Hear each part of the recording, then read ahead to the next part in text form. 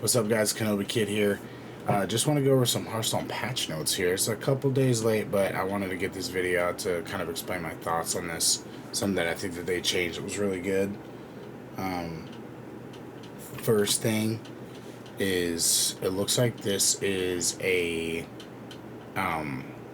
more like a stepping stone patch. So they made some changes. They're gonna reevaluate, so this might not just be a one and done patch. They might do some tweaks and stuff there. There's some nerfs, there's some buffs, there's some quality of life changes and stuff like that that you'll find here in this new update. I'm gonna read this for you. This patch is a little different than our usual balance patches. It's more about general design direction of the game than it is about particular power allows, though we hit a few of those too. Right now, there are a lot of cards that can remove player agency and raise the power level of the game beyond where we want a 4-set meta. We're looking at a variety of these meta-defining cards in this patch, from OTK style cards to powerful AoE effects that make it feel like your minions don't matter. There will always be cool, dreamy cards in Hearthstone. That's part of what makes Hearthstone Hearthstone. But these cards can sometimes be disproportionately more fun to play than play against. We don't want these kinds of cards to make up the most powerful and prevalent archetypes in the game, especially if they create metagames where player agency feels low. There are a few categories of changes in this patch. The first is cards that can end the game quickly when played, and which warp the entire game around, whether you get to play them at the right time. No duplicate cards, so there's also a subsection of this. Being able to draw your deck to avoid the downside of these cards is an interesting deck construction challenge, but it has in large part developed into a turbo draw decks that tend to be less interactive and not in the spirit of these cards. The second category is powerful uncapped board clears. We've made and will continue to make AoE effects, but these particular instances are too efficient. A third category is cards that are just a little too strong in their decks and should be toned down a bit. Similarly, our wild changes are to some clear power and play experience outliers in that mode. Finally, we're making some buffs too. A lot of changes we're making in this patch are to weaken new cards or strategies that came from Whizbangs workshop, but we don't want to just go back to the meta that we had before the expansion, so we've identified some underperforming Whizbang Workshop archetypes that we think will better align with our overall goals for the format, and infusing them with a bit more power to give them another chance. This probably won't be a one-and-done fix, as I was referring to earlier. We're going to keep an eye on the game after these changes go live and continue to push towards a game that aligns with our design philosophy. To read more about this general philosophy, check out our Developer Insights post on the topic from earlier this week. So, this is kind of cool. Reno, the Lone Ranger, is now a 9 mana, up from an 8 mana cost card, which I don't think that's honestly a big deal. I don't think one turn is going to make or break Reno. It's such a powerful card. Dev comment, all the Showdown and Badlands no duplicate cards are also getting a further adjustment to their conditional effect discussed below. I wonder if this is going to carry through to future Highlander builds. But here we go. If your deck started with no duplicates, empty the enemy board and limit it to 1 space for a turn. Notice, started with no duplicates, so Death Knight Plague is irrelevant against Highlander now. Still a good deck, but it's irrelevant against Highlander now. Zillax 3000, Virus Module. Rogue did it. Zillax Rogue was abusing this card, and this was my favorite module. Couple with this with the double attack per turn, with stealth, it was nuts with Rogue, and I knew it was going to nerf it. It wasn't even that good in Legend, at least from what I saw. I'm not a Legend player, but it wasn't that good in Legend. It won in Legend, but this is probably more or less a Platinum Diamond problem. They changed it to a 1/4 with elusive poisons and reborn. It loses stealth. Same cost. That's dead. Zillax Rogue is the only card or deck that can probably play the duplicate with this now. Otherwise, it's not that great. Gaslight Gatekeeper, 4 mana. I personally think that some people are not liking this and calling it a nerf, but I think this utilizes its strength later because some people will use this way too soon. And now waiting for one more turn might make them want to wait longer because they're going to have more cards in their hand. Because it's still going to do the same thing that it did before, draw half your deck late game. But this is not a bad change. Snake Oil, which is generated by Miracle Salesman and Snake Oil Seller. It used to be 0 mana when you played it, meaning you got it out of your hand or you didn't trade it into your deck. Now it costs 1 mana. This is a direct nerf to Sif and to Nature Shaman. Wheel of Death, no text change, but the wheel counts at the start of your turns instead of the end of your turns. So I was trying to figure out the dealio with this, and that is, some people were saying you get 3.5 turns, and some people were saying you only get 4 turns. It looked like 4.5 turns to me, but I didn't play it enough myself, and I only played against it like twice. I don't play as much as some of the other guys do, but I think just the text itself is, now it's operating blatantly to the text, which is cool. Forge of Wills, up to 4 mana from 3 mana. Some people are saying it's a dead card. I don't know if it's a dead card yet, especially if we're talking on coin. If we're on coin, we're back to 3 mana. I don't think that's a big deal. Imprisoned Horror, they nerfed it to a 4/4 free card instead of a 5/5 free card. 5/5 is very powerful for a free card, but 4/4 is still really good for a free card. Time Warner Zarimi, I knew this card was going to get nerfed.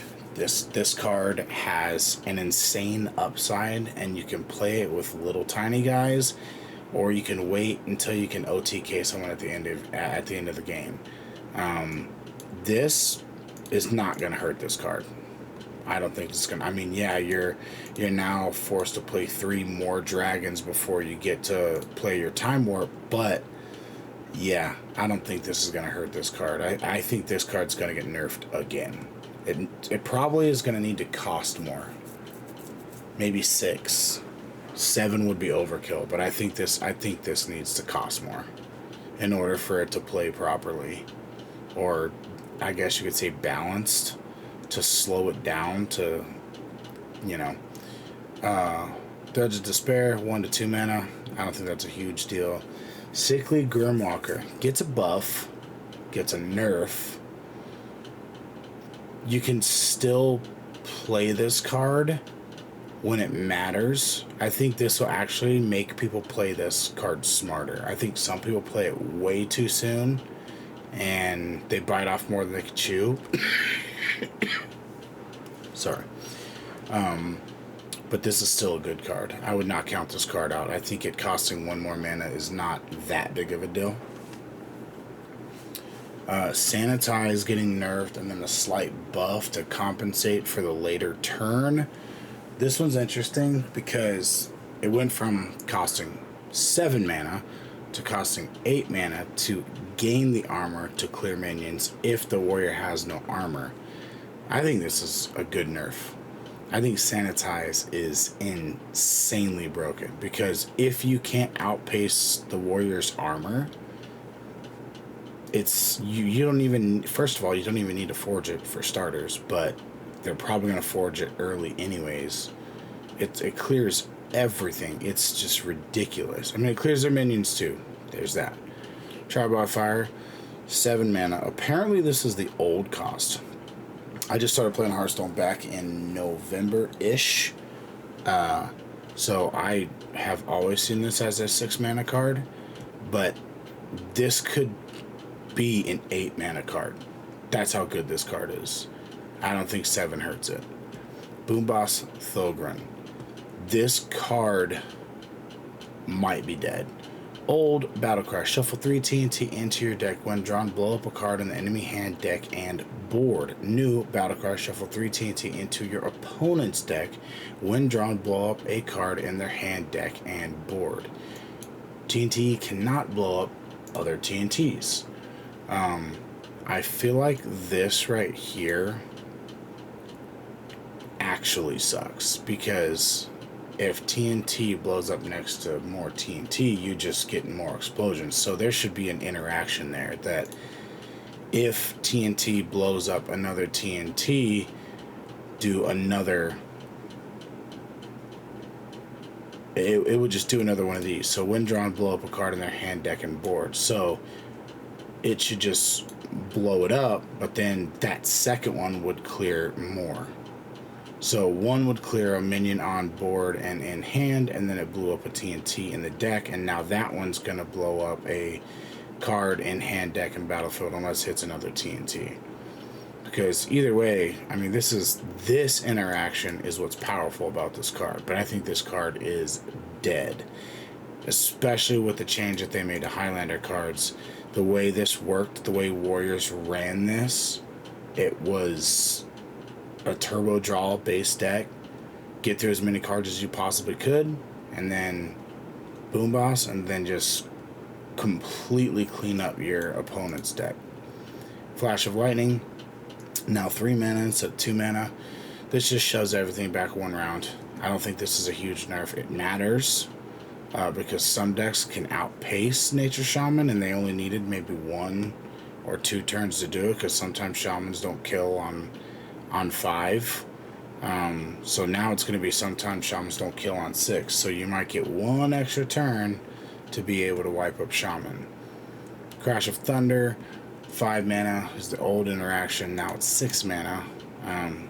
Another direct hit to Nature Shaman, which clearly either Blizzard could not stand that, or a lot of people were complaining about it. I mean, killing people on turn 5 with spells is pretty insane. Jungle Gym, old durability 3, new durability 2. I think this is not really necessary.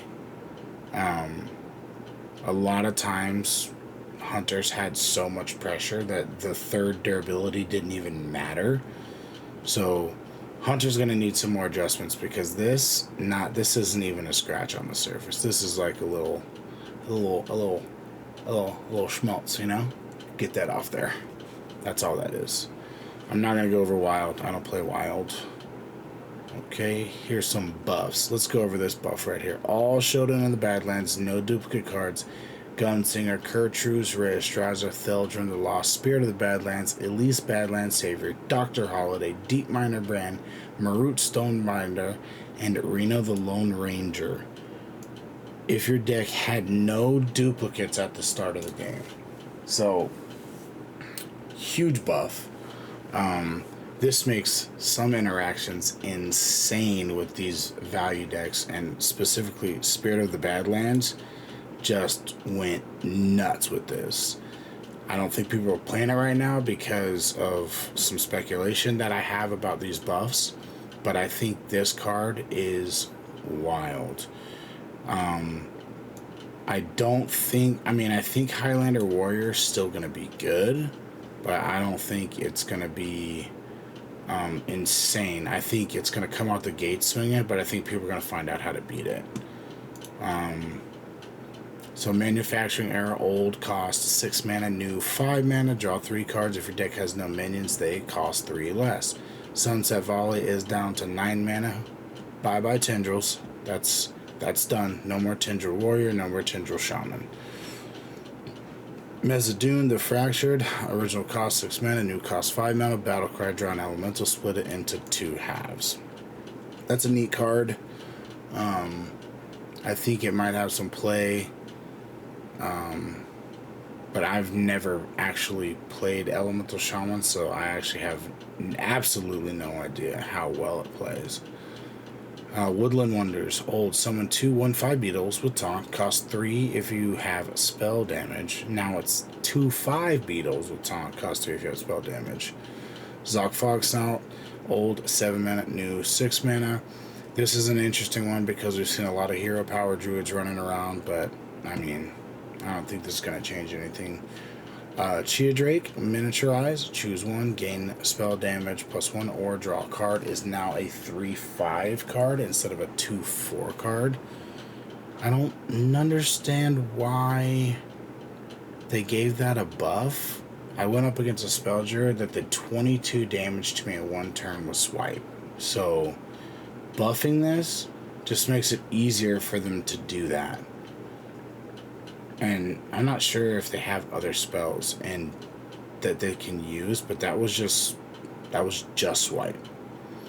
Hagatha the Fabled, old 5 mana 4/4, new 4 mana 4/3. Draw 2 spells that cost 5 or more. Transform them into slimes that cast the spells. I don't know how much those slimes cost, but I've always kind of liked this card, but I've never tried it out because I don't play a lot of Shaman. Even though I do have a pretty sick Shutter deck that runs Ziliax and a bunch of copies. It's pretty dope, but this one, I don't know. I don't know how this one works. I should play it and find out. Aftershocks, after being nerfed to 5 mana from, I believe, 3 mana, is now a 4 mana. But it only costs 1 less if you cast a spell last turn. So before, I believe it was 3 mana, cost 2 less if you cast a spell last turn. Then they nerfed it to 5 mana, kept the reduction, but now it would cost 3 no matter what. In this case, still the same thing, would cost 3 no matter what, but I feel like they're trying to put it back in decks by, you know, hey, it's not discounted, but it still does this. This interaction still works. Great for Reborn minions. Okay, oh, and then they buffed Ziliax, actually, so this isn't that good against Ziliax anymore. Bot Face, this is an interesting card. After it takes damage, get 2 random minis. That's the original text. They buffed it to a 4/12. The only problem with this card is I don't think minis are that big of an outlier.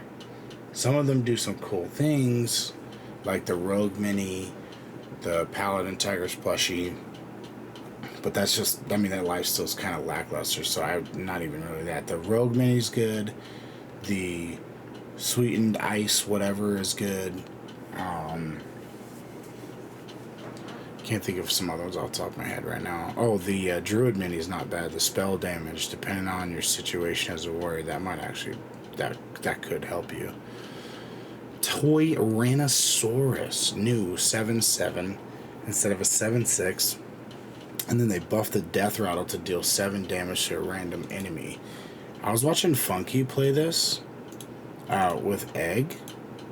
This right here might make that deck extremely good because of how he was utilizing and copying the Toy Rhinosaurus. It was only dealing 5. Now it's going to deal 7? Yikes. That's crazy. Shoplifter Goldbeard cost 6 mana. Originally, now it costs 5 mana. I'm curious to see the interaction between these two cards. You have some 1-cost minions in your hand. You draw Shoplifter, and you're on coin. Drop him on 4. Drop the Crystal Cove on 5 and 2 of your 1/1s. The wording is what I'm concerned with. The next minion you summon this turn has its stats set to 5/5. And then, very clearly, after you summon a pirate, summon a copy of it that attacks a random enemy and then dies. So I think this will copy this interaction, the 5/5, and it'll attack a random enemy. I mean, you can do 10 damage to face if they don't have any minions on board. That's crazy. I don't know how that works. I'm going to have to test that one out. Crane Game down to 8 mana instead of 9 mana. Fly Off the Shelves now cost 3 mana instead of 4. They're really trying to put dragon incentives in that priest deck. That's another reason why I think Zarimi is going to get nerfed more. I think they're going to make it cost more, so you're going to want to have more dragons so you can play it by that time. Papercraft Angel now is a 2 mana cost 2/3 card instead of a 2/5 3 mana card. No one's going to look at that. I don't think that's a big deal. Treasure Distributor. After you summon a pirate, give it 1 attack. New, after you summon a pirate, get it and this minion plus 1 attack. Already seen this being used. People are definitely blowing it out of proportion. Because, I mean, this is going to work with Shoplifter really well, for sure. But it's easy to clear, so if you're not running Crystal Cove, this card is weak. Splendiferous was always being experimental decks, except for Demon Hunter, Warlock, and Mage have been adjusted to be more splendiferous. I looked this up, and they did make changes to every single deck but those 3. Some of them were like very lackluster. Like, for example, the Highlander Paladin deck literally got Zephyrus. Great card, but what is that going to do? I don't think that changes the outcome that much. Okay, so a couple anticipated things. I know we're 2 days out, and I have checked Hearthstone Replay, but when I first read these on Thursday, my first thought was, okay, so Paladin's probably going to be good again, because we removed we nerfed a lot of the things that were kind of really stalemating it. Hunter didn't even get touched. Jungle Gym is that nerf is hilarious. Jungle Gym? It's called Jungle Gym? Where'd you go? Yeah, Jungle Gym, that nerf is hilarious. That's not gonna hurt them at all. And then I think Warrior is still going to be good out the gates, but I think when people start to find out how to beat it, I think it's done.